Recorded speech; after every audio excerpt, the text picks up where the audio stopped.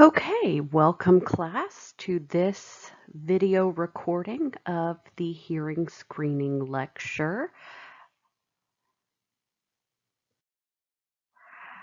So the first thing you're going to want to do is fill out the green card that's going to be with your book. You are going to want to put your name in the printed name section. The certification is valid through December 5 years from now. So for you guys, that will be 2023. Yes, my handwriting is this bad and why you will rarely get anything handwritten from me. Leave this signature spot alone. This is where I sign it. Put in today's date or the day you're going to do the actual hands-on part of the lecture. Put your name here, last name, then first name, then middle. A permanent email address. Since this is good for 5 years, you probably don't want to use your Lamar email. And then put a permanent address. Again, 5 years, you're probably going to live in Beaumont 1 year and then move from there. The employer is Lamar University. Our address is corner of Rolfe, Christopher, and Iowa. It's a university. Beaumont, Texas, 77710. Your signature, and again, today's date. On this one, you will pick other and you'll say audio student, graduate student, something like that. The workshop city is Beaumont, B-E-A-U-M-O-N-T, and the county is Jefferson, like Thomas Jefferson.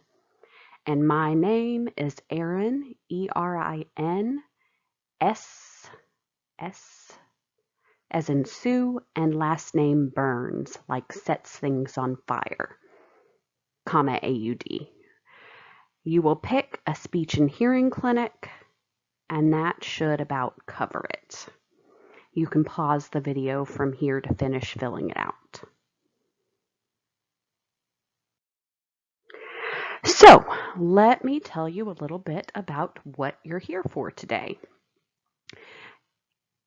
What I'm supposed to do is introduce myself, but I have a whole introduction video that's at the top of the stream or YouTube channel. And I explained all about how I became an audiologist instead of a deaf educator, and a little bit about how I'm the person who does this training because I'm a sucker. Additionally, I should point out that I will be having you fill out a sign-up sheet. That's going to be a little bit awkward, so I'm not entirely sure what I'm going to do about that.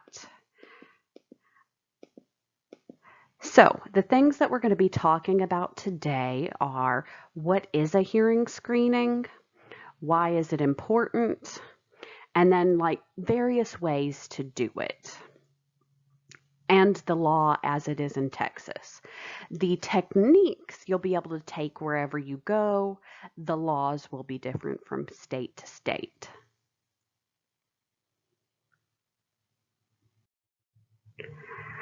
So what is a hearing screening? Well, a hearing screening is just a brief pass or fail assessment to kind of give a gross estimate of whether or not a child's hearing is within normal or abnormal ranges. What it is not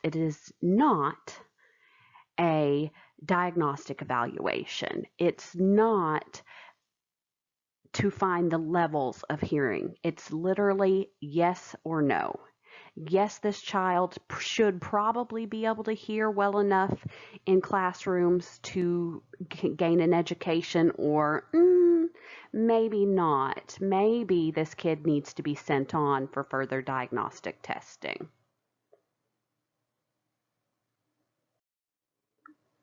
So why is it so important? Well, an estimated 3 million children in the US do have hearing loss, and you just can't observe it. Kids aren't wandering around with a scarlet H on their forehead saying, "Ooh, I can't hear." Um, Kids aren't wandering up to you saying, "Excuse me, sir or madam, I would like to inform you that I think perhaps the acuity of my hearing doesn't quite match my peers." I don't know why when I mimic children they have slightly British accents, but they don't, right? In fact, the truth is kids with hearing loss are missed a lot. And we can play everybody's favorite game, or at least mine. Does this kid have hearing loss, or is he just a jerk? We'll talk more about that later.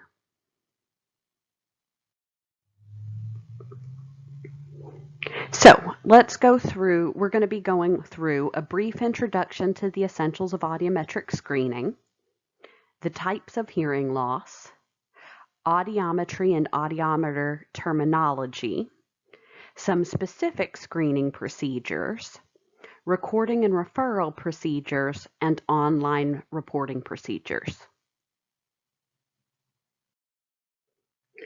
So, have any of you had personal experience with hearing loss? This is a thing that I want you guys to chat in the team channel, the video channel, right?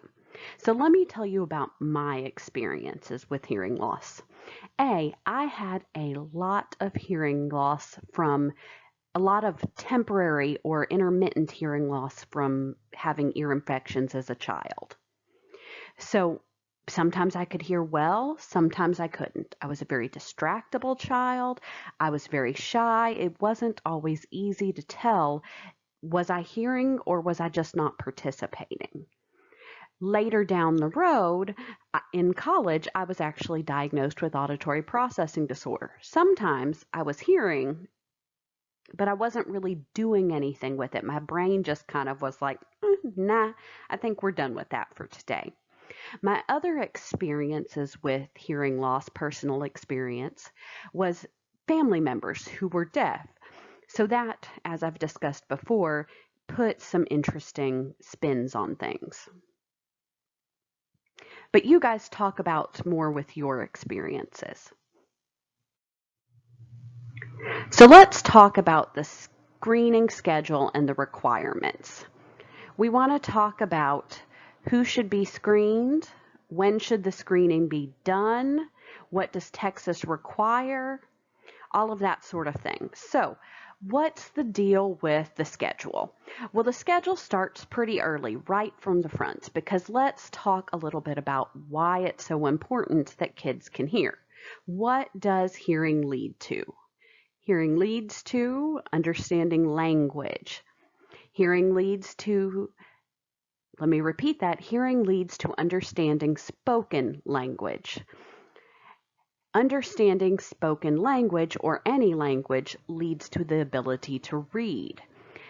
The ability to read leads to the ability to become educated. The ability to become educated leads to becoming a tax-paying citizen. So if you wondered why Regressive Texas is very interested in this, it's so that everybody can become tax-paying citizens. So when are we going to do this? Well, we're going to screen all 4-year-olds by September 1st within the first 120 days of admission. We're going to screen all kindergartners, same thing, within the first 120 days of admission.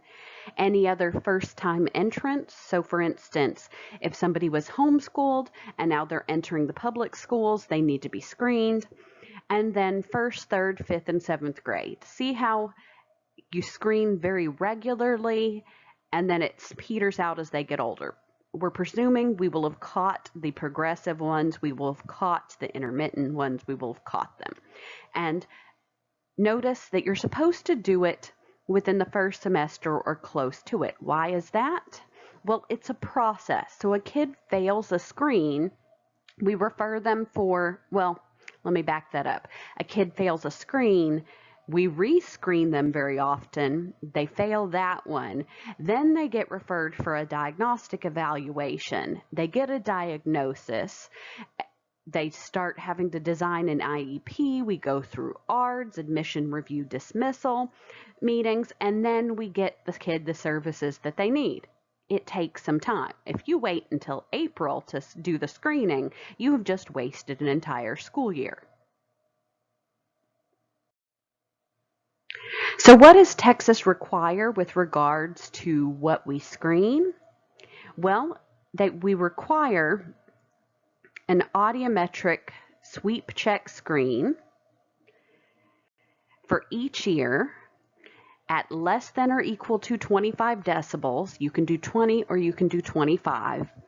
And at 1,000, 2,000, and 4,000 hertz. Very specifically, those are what are required in each year. So let's start from the top. You need to do both ears because both ears are needed for understanding speech and noise. They're needed for localization. It just helps to have both ears working. It's important to have both of them. So the only time that you do not have to screen both ears is, take a guess. Anybody guess?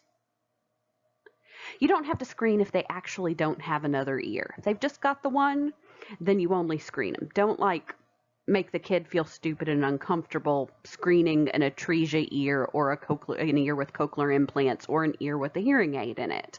And that's a real question I have educators ask me every single year. They have hearing aids. Do I screen them with it on? No. You just put that in the system that they're already diagnosed. Now, the next thing is equal to or less than 25 decibels, 20 or 25. But what's normal hearing threshold for children? It's 15 decibels. So why are we screening at 25 or 20? Well, think about where these screenings happen. The screenings happen in schools, not in sound-treated booths. Who's doing them? Well, it's teachers and nurses and PTA members and other sort of volunteers. It's usually not actually audiologists. So we have slightly less trained screeners. We're using portable audiometers that who knows what's happened to them since they were last calibrated, which they're supposed to be calibrated annually. We'll talk more about that later. So, and with kids that you're trying to run them through as fast as you can. So it's difficult.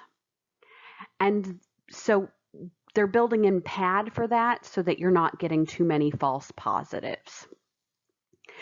Similarly, you're only screening at 1,000, 2,000, and 4,000 hertz. In diagnostic testing, we test from 250 to 8,000. It's a much bigger range, 250 to 8,000 versus 1,000 to 4. So there's several reasons for that. 1 to 4 is where most of our consonants are. So they're trying to, again, not have too many false positives. They're trying to maximize the hit rate. So if you tested below 1,000, it's going to be possible that you have a lot of false positives because of background noise. We aren't in the sound treated booth. Additionally, you're going to be picking up a lot of transient or short-term hearing losses from ear infections and those sorts of things. So those are kind of the main reasons. It's basically to save money and time and catch the biggest majority of students who are going to have problems. Will it catch everybody? No, but it will catch most of them, and it won't send too many people to get diagnostic tests when they didn't need it. So it's a compromise, as all screenings are.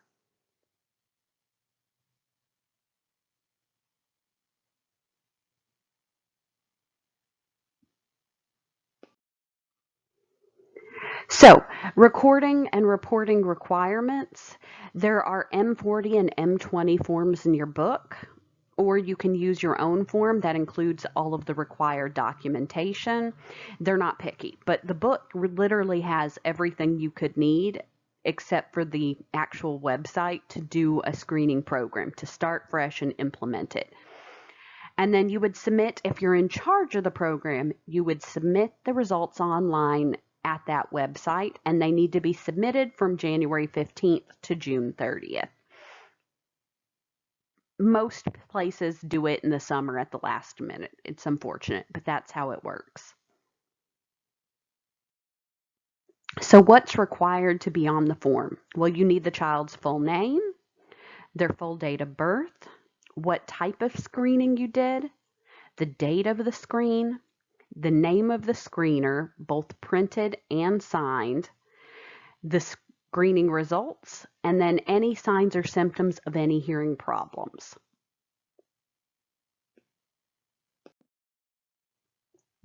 So, why is it important to screen children at a young age? Basically, catching a hearing problem very early is going to give you the most bang for your buck. By connecting them to programs and services they need to succeed, you make a big difference in their lives. So, you guys take this opportunity to chat about your own experiences with this and how you've seen or suspect it might impact things. So now let's talk about establishing a screening program. First things first, adorable girl, we love her. That is not proper otoscopy. We will talk about that more. That's no. That is bad otoscopy. So this section we're going to cover the objectives and also the characteristics of a high quality screening program. So our objectives are to identify any children who may have hearing loss, to refer them to professionals for proper examination, to follow up on those referrals, and then to inform any teachers about confirmed hearing difficulties. If you stop at identifying people who may have a problem, you have failed. If all you do is tell the parent, hey, you should go look at this, you have failed. If you don't follow up, and if you don't alert the proper people in the team, and if you do not follow up to make sure that any accommodations are established and that the teachers participate, then you fail. So, what do we have to provide? We need to provide a quiet place for screening. Does it need to be as quiet as a sound-treated booth? No, we've kind of taken that into account. But it does need to be quiet, and if it's not quiet enough, whoever's asking you to do it there, you need to tell them no, period. You've got to maintain the proper calibration of the audiometer. You've got to use trained screeners and accepted techniques. You can't be at a school being the sole certified person and then be like, hey, you three, come on over and do screens. That's not how it works. And then you have to provide the referrals and the follow-ups for the children who fail the screening.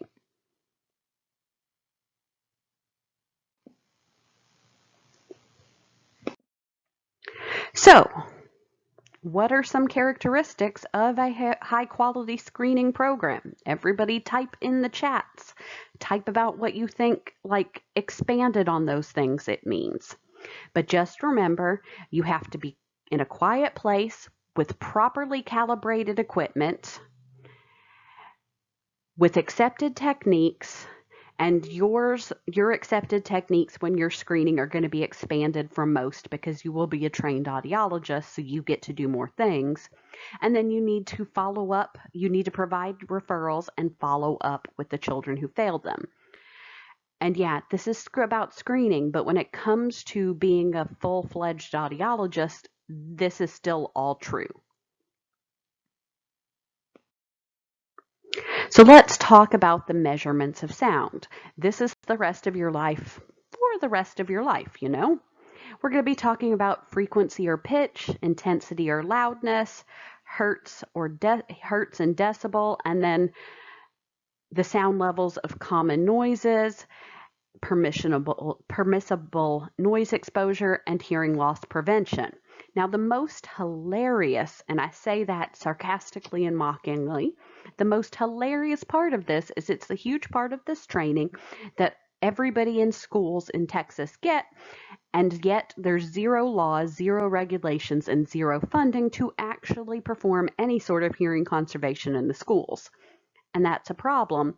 We'll talk a little bit more about who's at risk in schools.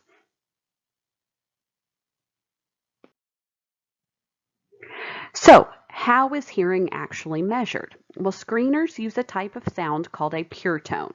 And pure tone is like the single note. It's a single hertz. And it has two measurable attributes. One is frequency, which is how many cycles per second, and one is intensity, which is how tall it is. So let's experiment with this format. So if I give you a wave that looks like this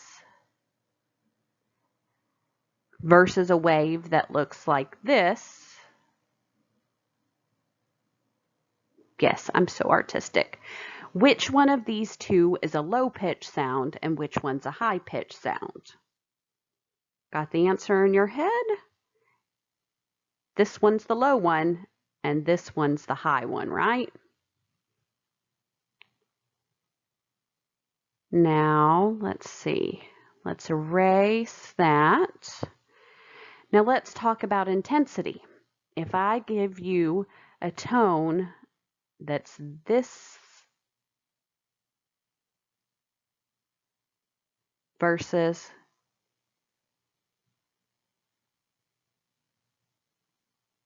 this, which one's the loud one and which one's the quiet one?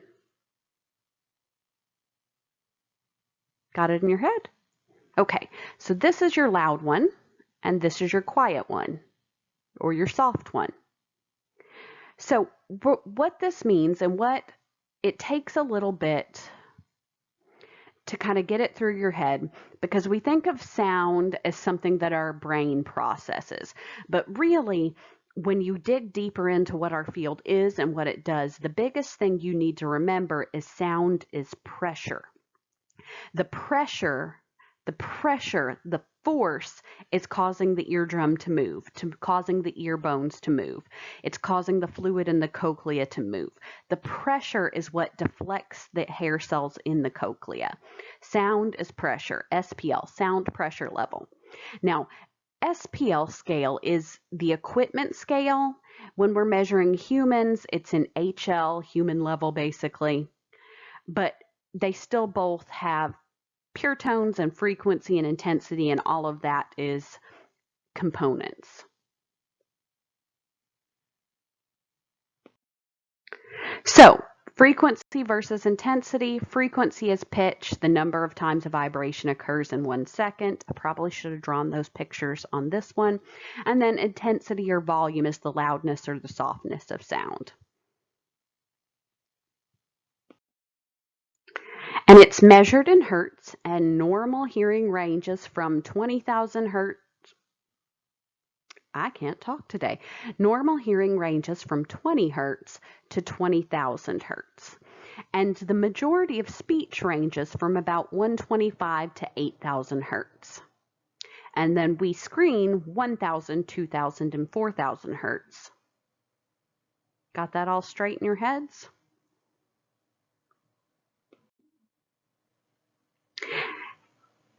So intensity is measured in decibels, and decibels are a logarithmic scale. So one pet peeve of mine, no, you can't have a percent of hearing loss. You can have a percent impairment, a percent articulation index, but you can't have a percent of hearing loss because it's a logarithmic scale and you can't calculate a percentage off a log.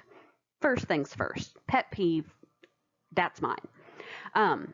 My second one is that quote unquote normal hearing ranges from 0 dB to 120 dB, and that gets spouted off a lot.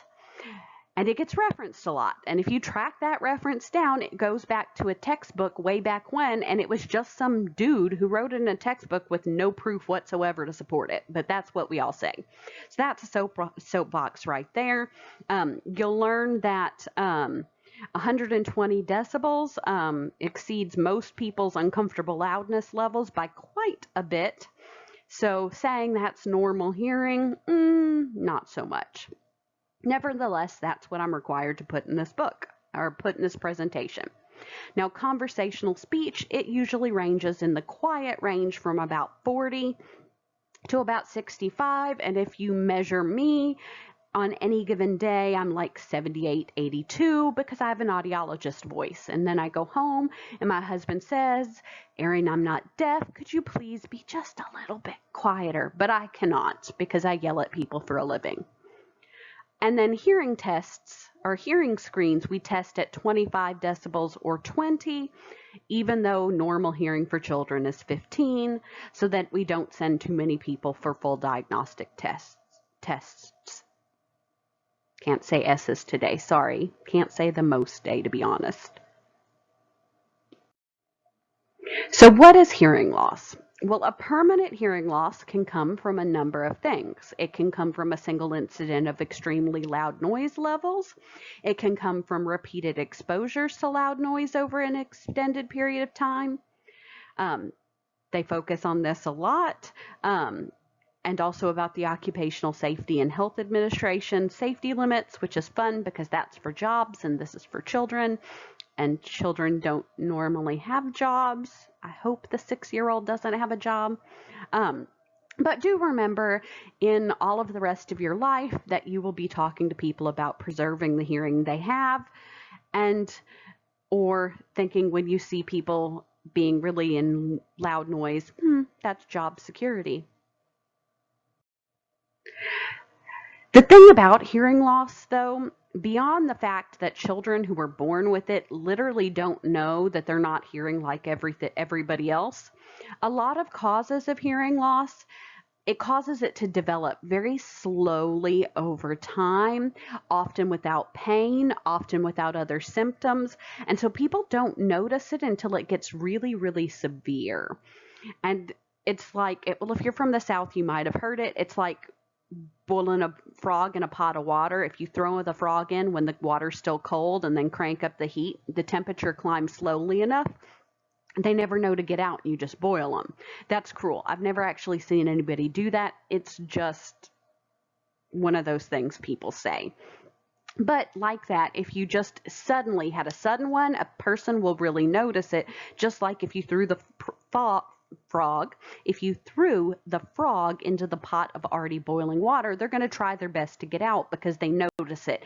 Big changes are noticeable. Small incremental changes over time are often not noticeable.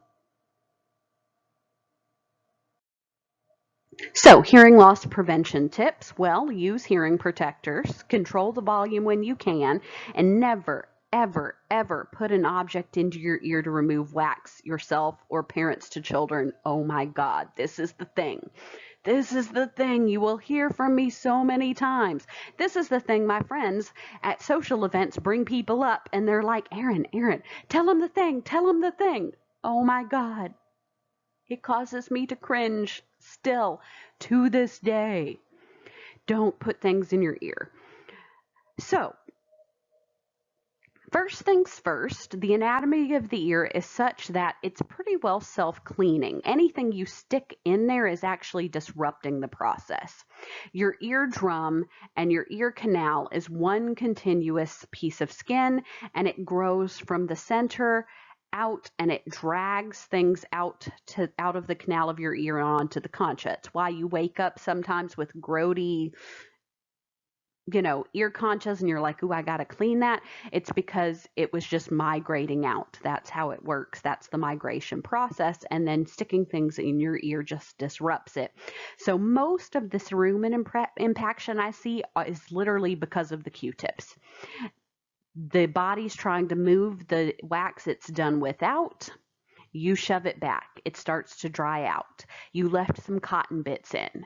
The body produces new constantly, and it tries to drag it out and drag the stuff you shoved back in up, and you push it back in. again, and it repeats, but you've mixed in other things like cotton fibers and it formed a binder. Now, if you know anything about how bricks used to be made, is they literally mixed straw into mud, and the cross-linking, all of that formed a nice little brick and helped dry it out and helped give it form and structure. So people are basically giving themselves earwax bricks. So most of the time when I clean out ears, it's because of that. The second thing to be aware of when it comes to Q-tips, or really all of the weird things people put in their ears, whether that's bobby pins, hairpins, keys, pocket knife. Oh God, so many people have told me, oh, I use my old pocket knife. No, it's not sterile. Even the Q-tips you buy are not sterile. They're not soft and they're not sterile. And the skin in your ear canal is delicate. So what you do with it, and also you've got Q-tips in your house, you've probably put them in your ear. How do you have those Q-tips sitting in your house? Even if they started out sterile, even if, and they don't. But even if, it's an open box in your bathroom where any vermin can encounter it. Vermin Q-tips. So you take it, you disrupt a normal natural process, it's not soft, you've got delicate, easy to break skin, you jam it in there, wiggle it around, break open the skin, and then deposit whatever viruses, bacteria, or fungal spores are just chilling with your Q-tips. It's a recipe for outer ear infections, for otitis externa. But here's the worst one. The worst one. I was doing a rotation at the Methodist Hospital in Houston, and a gentleman came in for his appointment with a bloody Q-tip, kind of stumbling, kind of dizzy, very uncomfortable, kind of staggering on the wall. And we look, and there was like skin and something on there. It was his ossicle. So he had been told, he was a hearing aid patient there, he'd been told, don't stick Q-tips in his ear. And he was like, oh, I'm just careful. Oh, it's just the outside. Well, his wife, she was having chemotherapy for cancer, and she got really, really sick, and she barged into the bathroom, slammed the door open. The door hit his elbow, jammed it into his ear. It hurt, as you would imagine. So he quick yanked it out. But, and this is the rare part, you ever used a Q-tip and it unspooled and got fluffy? This one had gotten a little fluffy, so when it went through,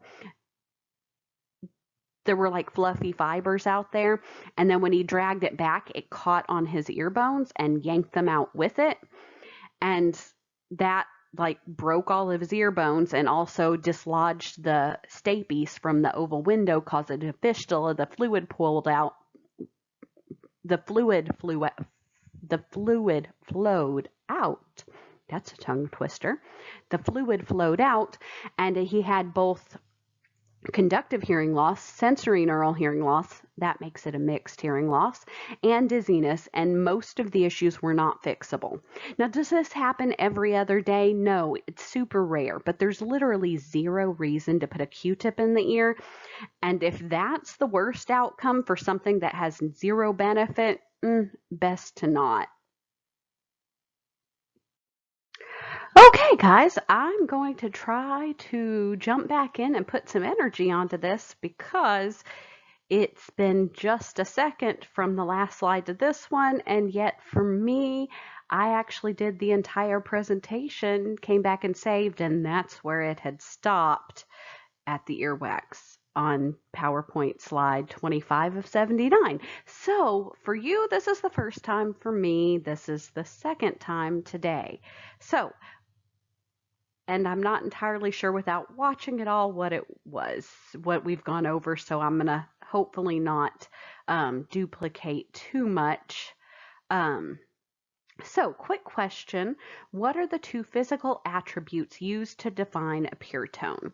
That is frequency, which is fast or slow waves, and intensity, which is tall or shallow waves, right? Those are the two physical attributes used to define a pure tone.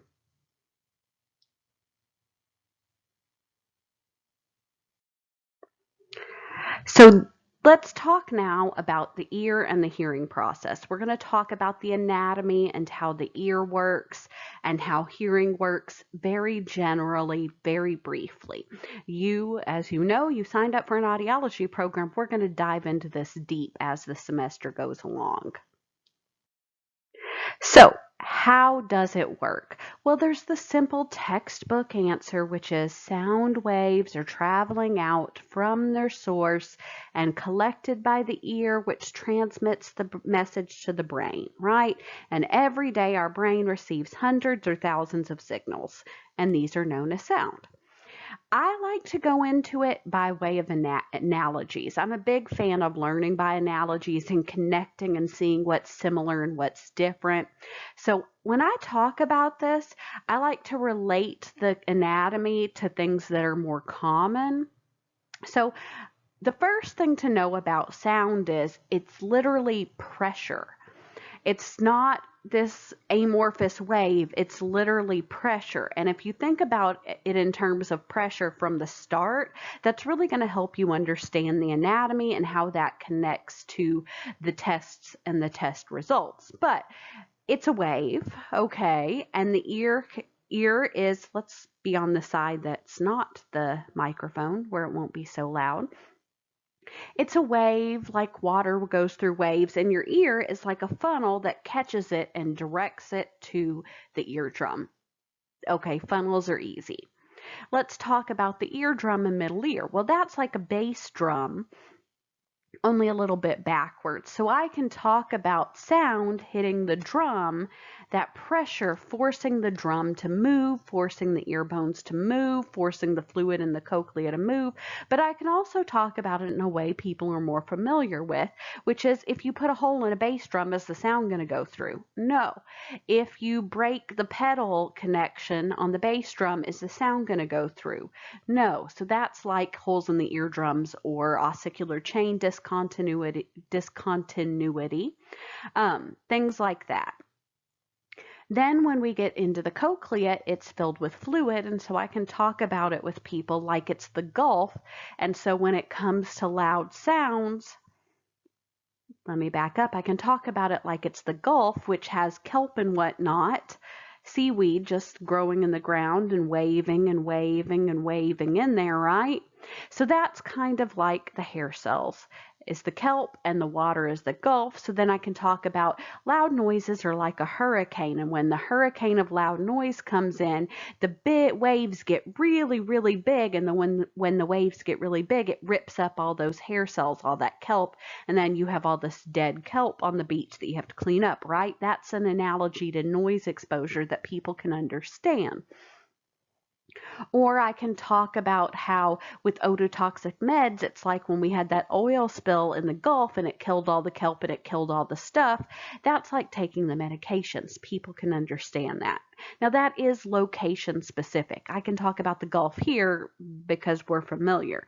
If you're working out in the Midwest or somewhere where there's a lot of corn, or Nebraska, that's not Midwest, but you know what I mean. Somewhere flat with a lot of corn, but they have tornadoes, well, use that instead of the Gulf, obviously. Come up with some analogies that work for who the population is.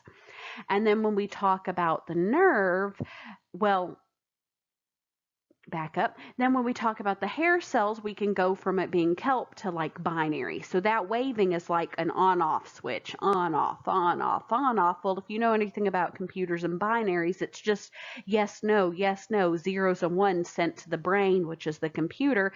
And if some of those get stuck and not all the little zeros and ones can go, well, the brain or the computer can sometimes have errors, right? Because it didn't get the information, not because the brain's not working, but because it didn't receive them. It's garbage in, garbage out. Or I could talk about the nerve like I talk about cords. Well, if you ever wrapped your headphone cords real tight, you just wrapped them real tight across your phone and they got bad, right? But it wasn't like you cut the cord and it was completely broken.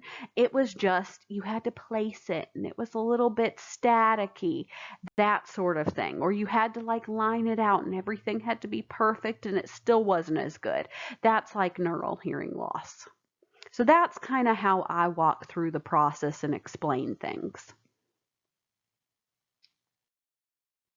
So the sounds go through that outer, middle, and inner ear, like I just talked about. How you think about that, the way you process it. Don't just be like the book says, the outer ear is constituted from the pinna and the canal and the outer. Like, think about what it means, what it's doing. Put the different pieces together and think of it as a whole, like a whole system. This is the picture. So when you're talking about this, we would put this outer ear is from the pinna to the very first layer of the eardrum, right? Eardrum is 3 layers. And then we have the middle ear, which is from the innermost one, the whole space of the middle ear up to the stapes footplate on the cochlea, and also the eustachian tube there. All of that middle ear space. And then the inner ear is the cochlea with its semicircular canals and the 8th cranial nerve, right? All of that is the inner ear. So this video goes through the ear and hearing process a little bit more formally than I do, because I'm not always big on formal. If you are holding so tight to the formal book definition and it has no meaning for you, it's really hard to learn things. So learn the book, the version, and then put your flavor on it, put your flair on it, so that you buy the explanation. Because for you to understand, you have to buy the explanation, but for the patient to believe you, you also have to buy the explanation. So, quick question. In order for our brain to perceive sound, through what 3 sections of the ear do the sound waves travel? Got it in your head? Are you ready? It's the outer ear, the middle ear, and the inner ear. So now we're going to talk about the types of hearing loss, which is conductive hearing loss, sensory neural hearing loss, and mixed hearing loss. So conductive hearing loss, obviously, is from a problem with the pinna, the ear canal, the eardrum, that right edge, right on there. That gets a little bit dodgy, but like if it's like a blister on the outside,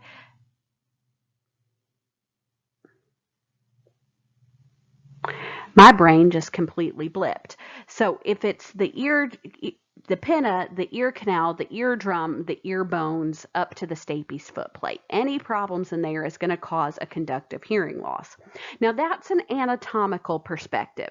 There's really 2 different types of audiologists, or 2 different types of people who come into audiology. One are the people who understand things from an anatomy perspective, and one is people who tend to think of it as a test results perspective.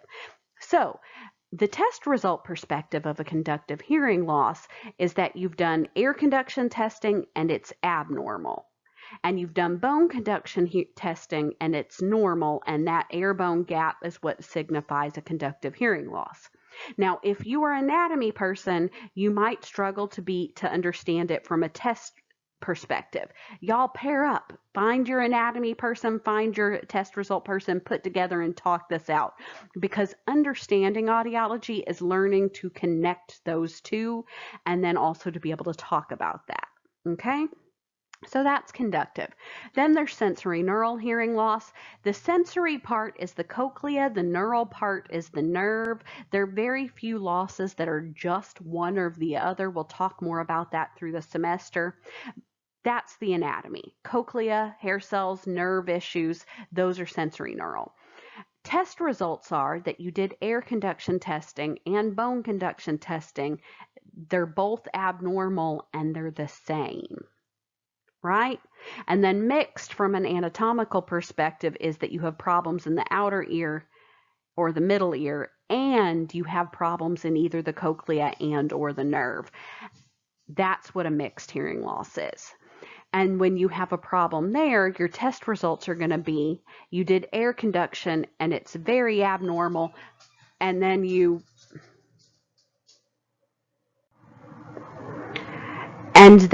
so Mixed is, sorry for that delay, you've done air conduction testing and the results are very, very abnormal, and you've done bone conduction and they're also abnormal, but they are not the same as the air. There's an air bone gap, and the bone is abnormal in at least a couple of frequencies.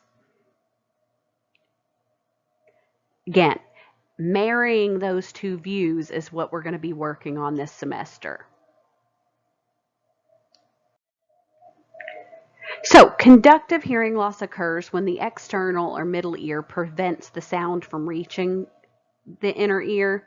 This results in hearing loss that is really just a volume issue, because once you get past that attenuation, that earplug of hearing loss, the inner ear and the brain are all working fine. There's no clarity issue. So it's a pretty easy, very often it's pretty easy to rehabilitate that. And it can be caused by earwax, by middle ear infections, by a ruptured eardrum, those sorts of things. Often these are medically treatable or surgically treatable hearing losses. And even if they're not, hearing aids are a pretty simple solution for them.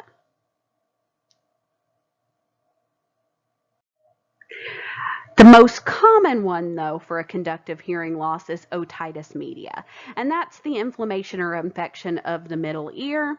Fun thing when you're discussing this, because now that you're in grad school for this, people are going to want your advice. They'll ask, well, my baby, I was told, has a double ear infection.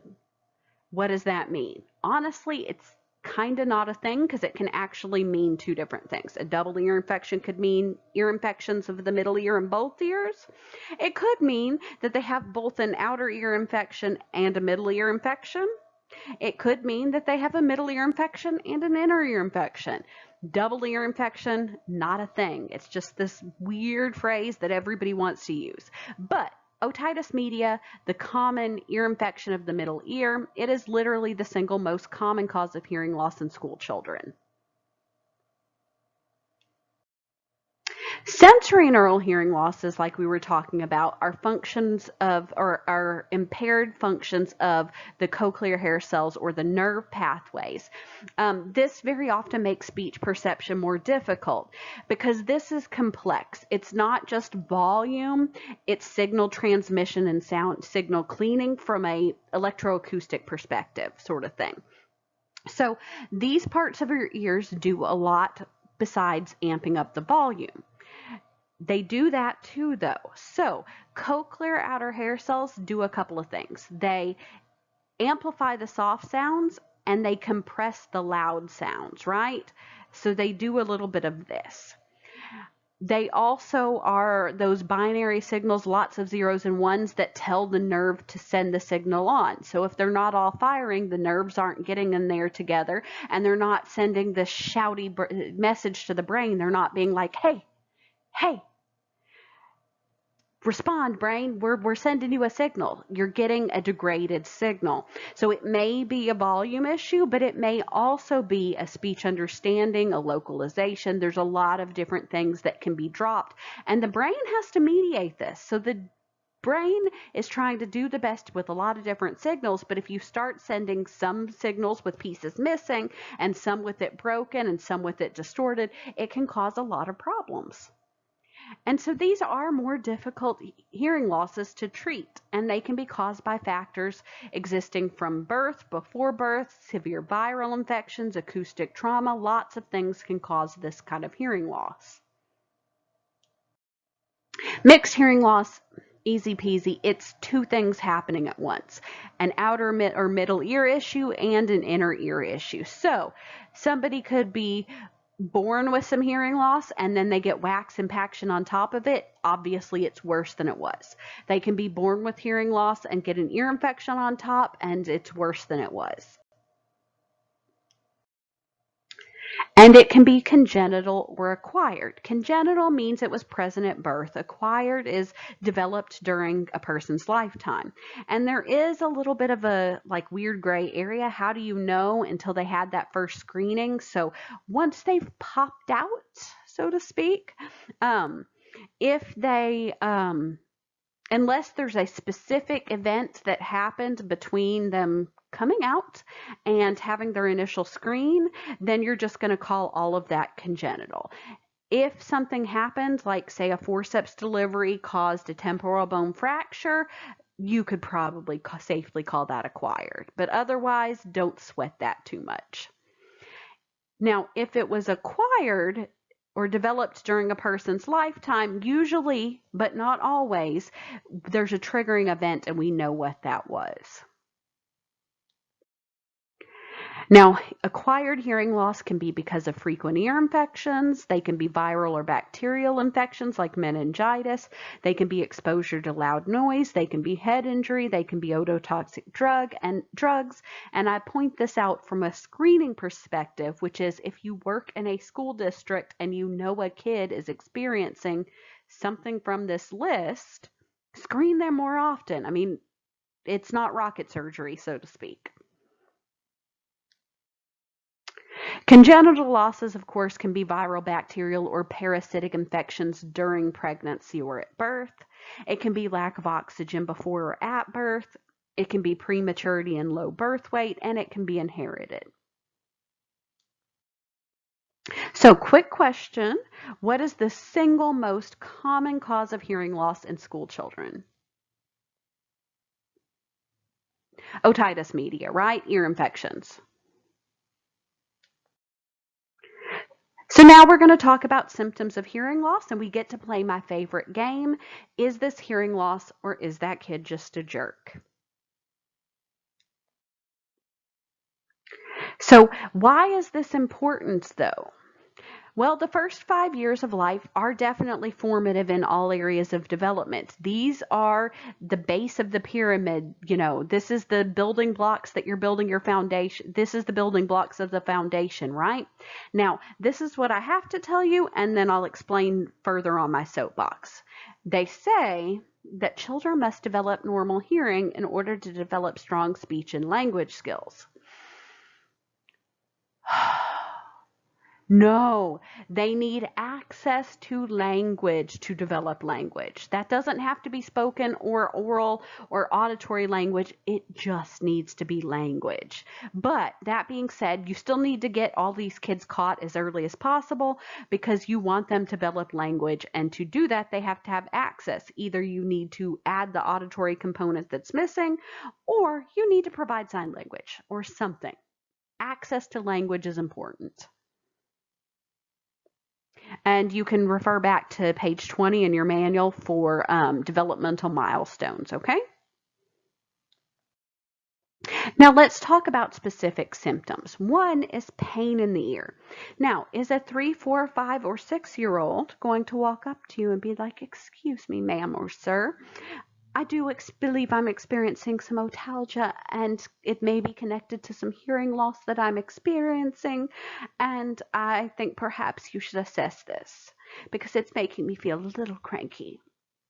No, that's not how it goes. You've got a kid who's cranky and they cry and they don't want to participate, and I don't feel like it, I don't feel good, right?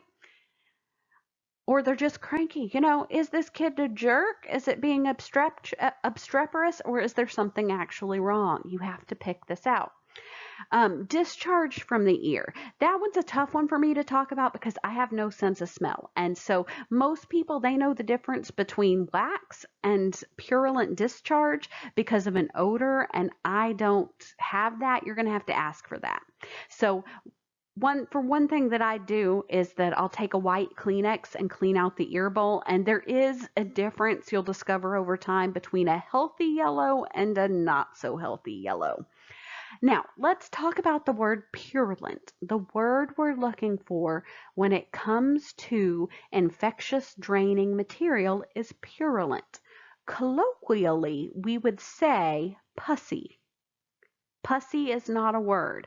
I need you to write that down and then assess what you just wrote. Pussy? Assess that, okay? Purulent is the word we're looking for, okay? So, ringing or buzzing in the ears. a kid, again, is not going to come up and say, I'm experiencing some tinnitus in my right ear that I think is maybe connected to this hearing loss that's making it very difficult for me to participate fully in the classroom. No, you've got a kid who maybe is like, is anybody going to answer that phone? And you think they're just giving you the business, right? Or you have a kid that, doesn't pay attention to a ringing because they hear ringing all the time. Sometimes my phone will go off and it'll ding and beep and I'm just like, nothing. And they're like, are you going to get that? And I was like, what? Oh, I thought it was just me, or vice versa. Tinnitus is one of those things that can be a little bit tough, and it can cause you to either ignore things that are happening or pay attention to things that actually aren't. Now, this one is a fun one because I have a good example of that. It kind of is here, and it's also a little bit of this one here.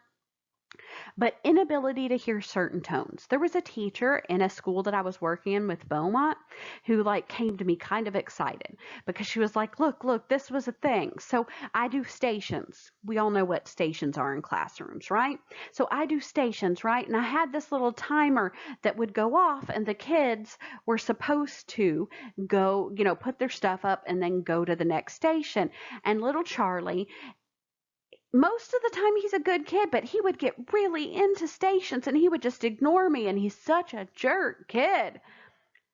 Except one day the timer fell off my desk and broke, and so I was using this xylophone, and suddenly little Charlie started to behave. And so I paid attention. I remembered what we were talking about. And so I started using different dings, and sometimes he would go and sometimes he wouldn't. And that's how I knew that he needed to go get looked at. And she was excited. I wish she could have started from the default assumption that the kid wasn't a jerk, but all right, good job. So inability to hear certain tones is a big thing. And he had passed his screening because the tones he could hear were in the range that got screened, and the ones that he couldn't were in the range that he didn't to get screened in. Now, straining to hear conversations is another one. So think about how children act. They like to be right up on you all the time. I don't have kids, but my friends have kids, and they like to live on you right here, like this, all the time, right here. You know what kids with hearing loss do? They realize that across the room they can't hear you, and the closer they get, they can hear you better. So they like to sit right like this. So which one is it? If the kid's all up in you all the time, is it because they're a jerk, or is it because they just can't hear you? Right? Now, dizziness is not usually a jerky kid. It could be a horrible parent. Usually, though, dizziness is not because the kid is drunk. Usually, hopefully, pray God, somebody. Dizziness with no apparent cause. If it's a drunken kid, please report to CPS. If they're just dizzy and wandering around stumbling, then obviously that's a kid that needs to be assessed. But also, dizziness isn't always that dramatic either. So sometimes it's a kid that's just kind of really clumsy that needs to be looked at. Now, the favoring one ear thing can also look like a jerk kid. When I'm sitting or walking on this side of him, he never responds. But when I'm on the other side, he does. I think he's ignoring me. No, maybe they just don't hear you in that other ear. Lack of response to nearby sounds. Well, that's very similar to the playing station. It's obvious. People can sometimes think a kid's a jerk, but they literally just didn't hear. And of course, problems understanding speech over background noise. That's a big one for a lot of things. There's differential diagnosis that needs to happen there, because that can be your ADHD kids. That can be your autistic spectrum kids. That can be hearing loss. That can be auditory neuropathy, auditory dysynchrony. That can be a lot of things from the whole range of development. And so those kids definitely need further assessment. This screen has the unfair hearing test that you should be able to go back and do if you want to pull up the PowerPoint. But basically, it's filtered sounds, and you have to try and take a spelling test with different kinds of hearing loss.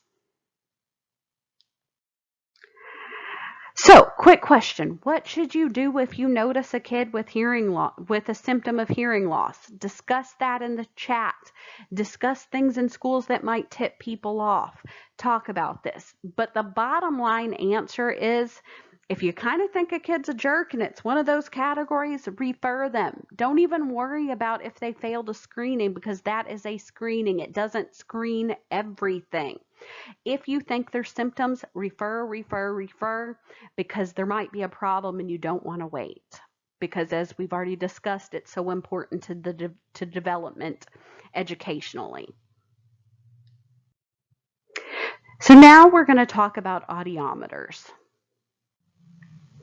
We're going to talk about audiometers and the switches and the controls and care and maintenance and the earphones and all of that. And you will get lots and lots and lots and lots of experience with different pieces of equipment through this next year and in the years to come.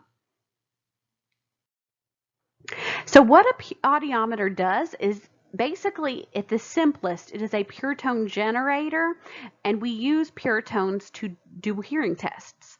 And for screening, we need an audiometer that has the required frequencies and then some sort of knob to precisely control the intensity of the tones.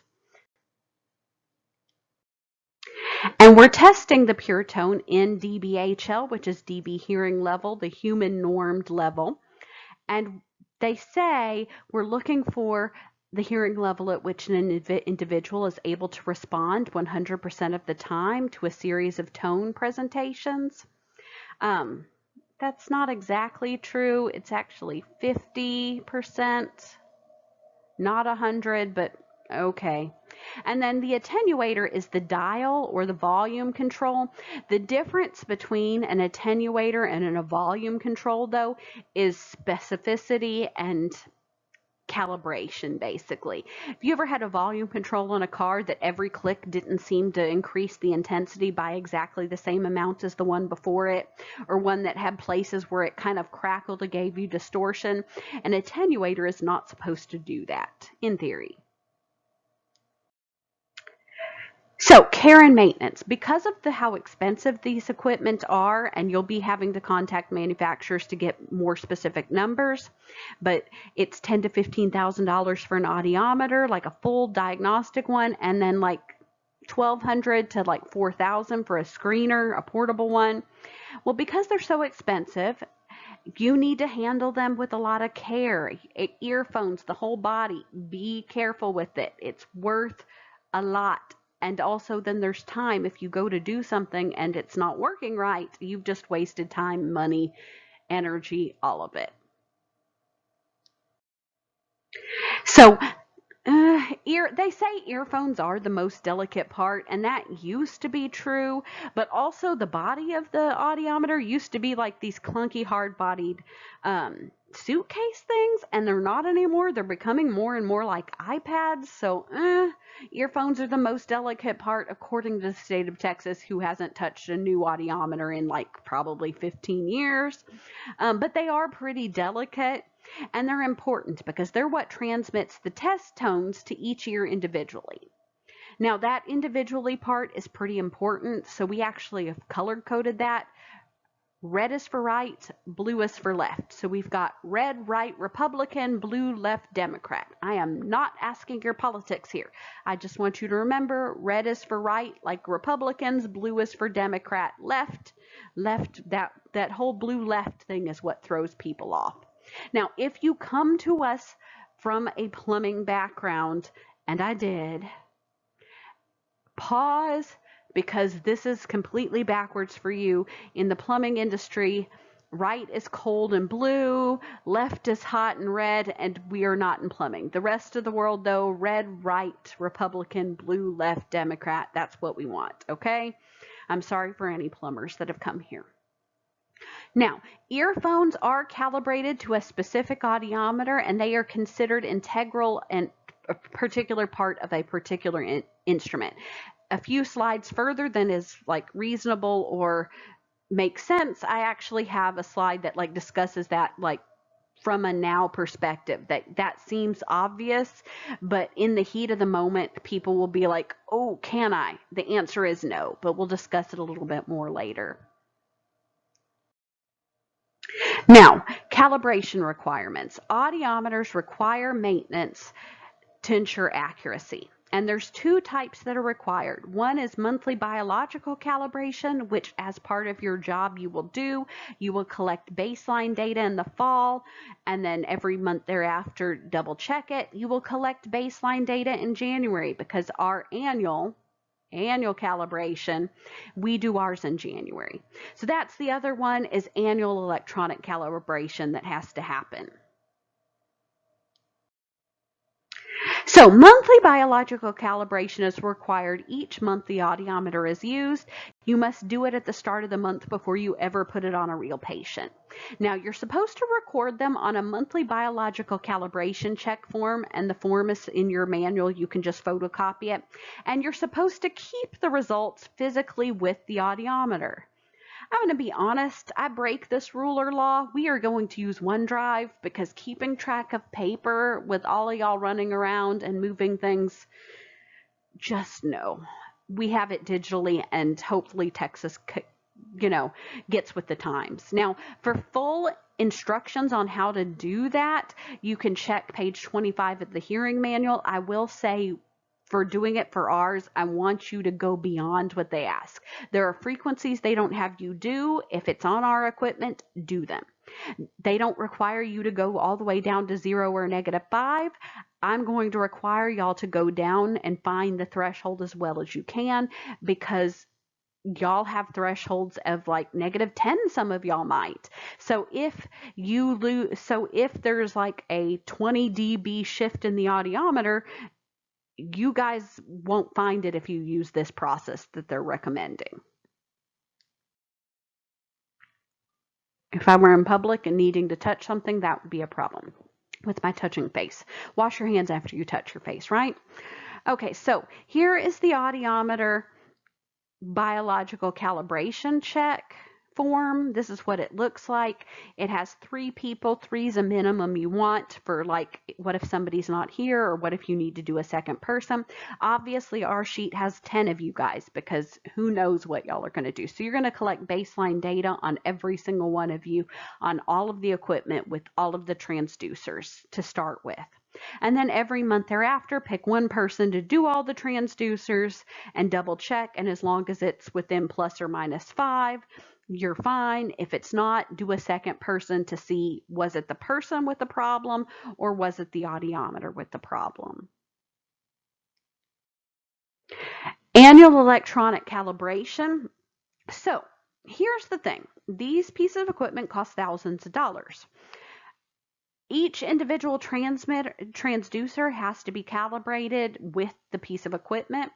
So those run like $125 per transducer. Some of our audiometers have 5.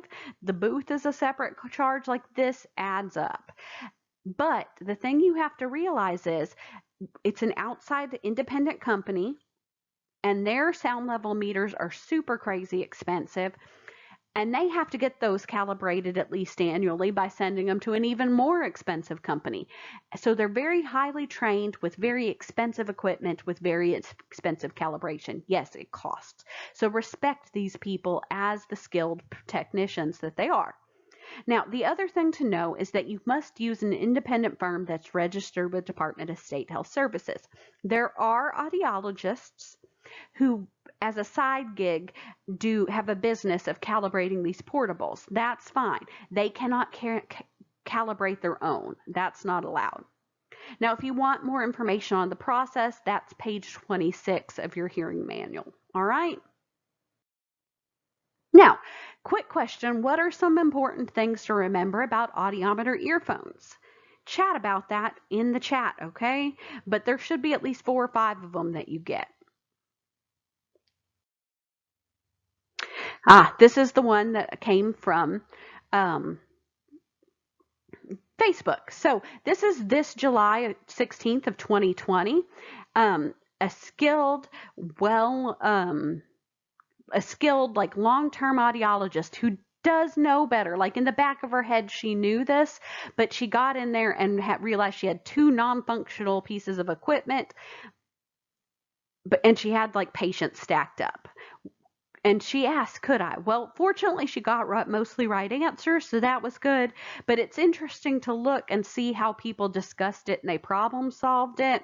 And then I also, because I participated, and so you can see my response, we're going to click over and see the rest of the conversation in mine. So, troubleshooting. Basically, to troubleshoot, if you're doing biocal or mechanical function testing, you're going to need to troubleshoot from one end to the other. So you just basically start at the audiometer side, make sure everything's plugged in to the patch panel all the way.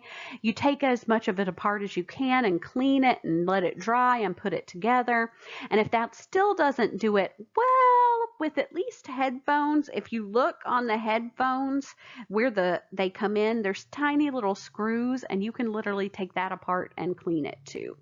So that's how you troubleshoot an audiometer if this fails mech function or biological calibration. Lively. If you're in the Facebook groups, you'll know about that. I don't have the energy to talk about that right now. Ask me when I've got some more energy, all right?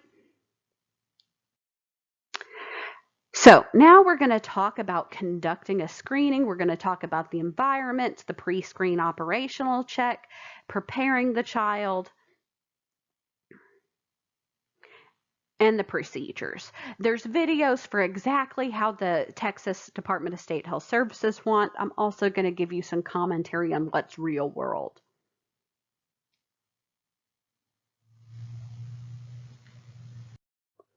So, preparing the screening environment, quiet room, make sure the kid can't see what you're doing.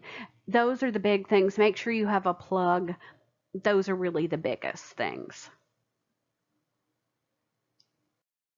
Preparing the child. They have this whole thing about turning it up loud, setting it down, playing it for them to hear. Let me tell you what I do.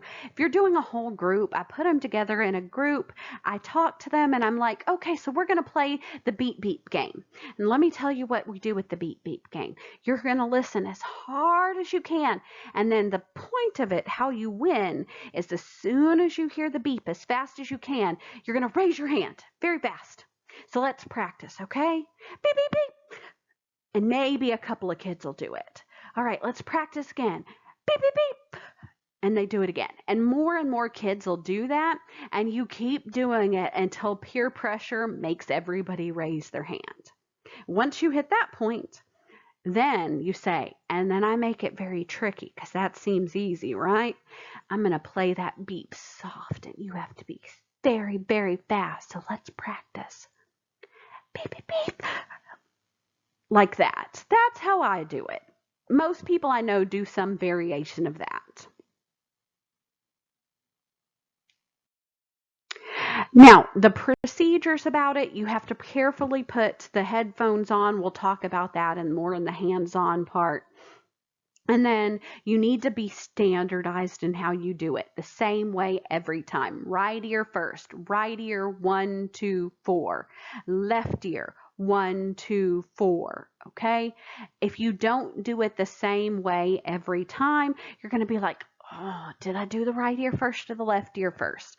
Now, I will say I do one thing different, which is I do right 1, 2, 4, and then I do the left 4, 2, 1. When you put more hands on with the audiometer, that's going to make sense though. And then you need to make sure you've got the copies and you write it down, and it's a plus for a positive and a negative or a minus for a fail, right? Never a check mark. Why? Because you might fax these and check marks and minuses look very similar.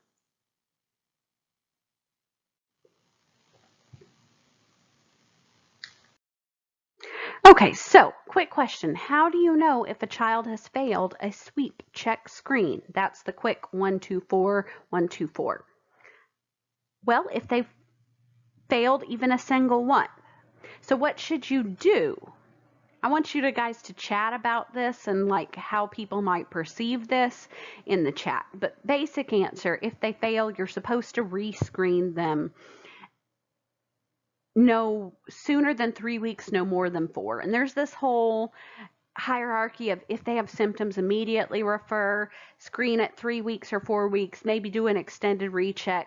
It just kind of depends. Use your best judgment, but talk about it.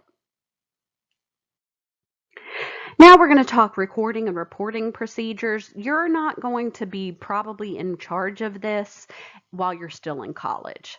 That's going to be a thing that you're going to do if you end up in a school district.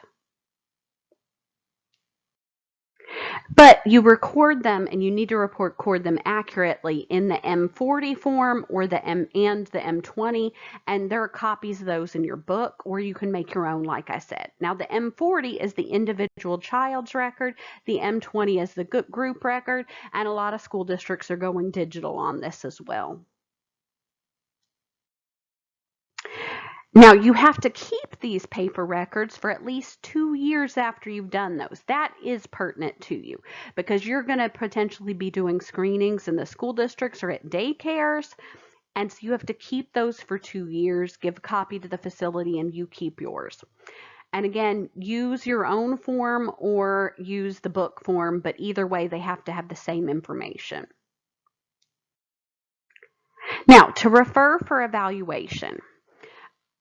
It's this whole process, like I was saying. If they fail the sweep check screen by failing to respond to even a single of the frequencies in either ear, and remember, we've already truncated the whole auditory system and are only screening the tiniest part. If they do not answer to even one, that is a problem. Then you would wait, usually you would wait for another 3 to 4 weeks, no sooner than 3, no more than 4. And the reason for that is to A, give the child some time to process, but also B, if it was a temporary hearing loss, let that heal up so you're not referring out. Now, on the second screen, failure to respond to any frequency either requires you go ahead and refer or do the extended recheck process, which we'll talk more about. Now, this is the form for recommending referral. You can make your own. Again, you can include more, but this is the in English version that's in the book, and you can literally just photocopy this and use that. It's also available in Spanish in the Texas book, not any other languages, unfortunately, though. So it's important, though, in all of this, even if they pass, even if it doesn't matter, if there's any symptoms, you just go ahead and send them. So what the extended recheck procedure is it's an abbreviated Houston-Westlake method. I say abbreviated because you don't start at 50 when you know there's hearing loss. You start at 40. Why? Because Texas got a Texas. And then you go down by 10s until they don't say yes, and then up by 5s until they do. And you only do that the one time and then write the number down. Now, for this, you stop at 20. Either if they got a yes at 20, you write it down. If not, you write whatever it is. If it's a 20 or a 25, it's a pass. Now, the point of this is to give the kid practice at the activity. So give them feedback on the 40. Good, you're good at the game, that sort of thing. And you can get more information again in your book or in the appendix of the book. So, quick question is, what should you do if the child passes the extended recheck? This is a trick question. They passed. You're done. Pass, go, collect $200. Yay, we're done. If they pass the extended, it's not like they get penalized for needing more help. So now let's talk about record keeping and reporting. There's segments and slides on this about like how to submit for both hearing and vision screening. It's really basically the same. So you're going to get this twice. And again, until you have a job in a school district or whatnot, you're not going to be doing this. But you do need to be able to answer the test questions. So all facilities must submit on this website. The recording or entering period is January 15th through June 30th. When do you think it's done by most schools? June 30th, April through? When do I think you should do it? January 15th, because you should already be done with it before that happens. Because otherwise you're wasting time. This kid can't hear and you didn't catch them because, I don't know, because you procrastinated. Now, each facility does have their own facility ID and their own PIN code to log into the website. Beaumont's not logging into Port Arthur. Port Arthur's not logging into Nederland, vice versa. Now, if you had any information or questions about reporting, you can call Vision and Hearing Screening Program at DSHS, and this is the phone number, which if you're in the time of Corona, they're not really there to answer. Hopefully, when they're out of Corona, hopefully there is an after Corona. Starting to feel that way. If you're past Corona, yay, you made it. Figure out the time machine. Come back and tell me that it's going to be fine. If we're still in Corona, I'm sorry. Maybe try email. This is the little video about reporting results. Just watch it. Now, the current rules are at the website. So there's like website rules, and you'll just if you need information, go there. But that is why I made a big deal about putting your permanent address and your permanent email, because if there's a change in the law, they will send you that information. They don't want you wandering around with bad data. They're pretty good about that.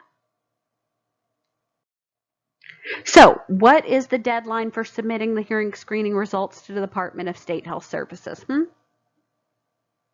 June 30th. So here is the contact information for me. Obviously, a lot of work from home right now. Don't email me. I did give you or will give you my cell phone number. I'm obviously not putting it in a PowerPoint that can wander around. Email, you can get a hold of me, or if you really need to talk to me, there's my booking thing. So I hope this wasn't too onerous of a presentation, and that you can kind of connect this in the practice session. See you in a little bit.